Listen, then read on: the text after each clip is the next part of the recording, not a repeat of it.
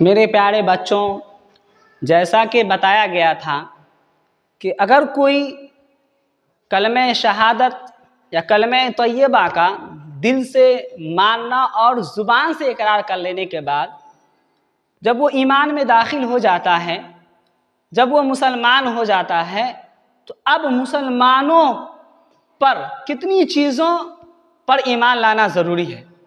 تو جب بتایا گیا کہ مسلمانوں کو 7 چیزوں پر ایمان لانا ضروری ہے، جن کا ذکر ایمان مفصل میں ہے۔ اب ایمان مفصل کیا ہے؟ ایمان مفصل یہ ہے: آمنت باللہ وملائکتہ وکتبہ ورسلہ والیوم الآخر والقدر خیرہ وشرہ من اللہ تعالی والبعث بعد الموت۔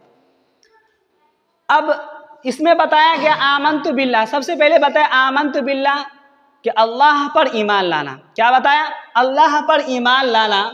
اور اس کے بعد دوسری چیزیں بتایا اس کے فرشتوں پر ایمان لانا، اور تیسری چیز بتایا اس کی کتابوں پر ایمان لانا، اور چوتھی چیز بتایا اس کے رسولوں اور رسولوں یعنی پیغمبروں پر ایمان لانا، اور پانچویں چیز قیامت کے دن پر والیوم الآخر یعنی قیامت کے دن پر، اور چھٹی چیز اس کے اس بات پر کہ دنیا میں جو کچھ بھی ہوتا ہے اچھا یا برا اللہ تبارک و تعالیٰ کی طرف سے ہوتا ہے جو تقدیر میں لکھ چکا ہے۔ اور 7ویں چیز بتایا گیا اس بات پر کہ مرنے کے بعد دوبارہ اٹھایا جائے گا۔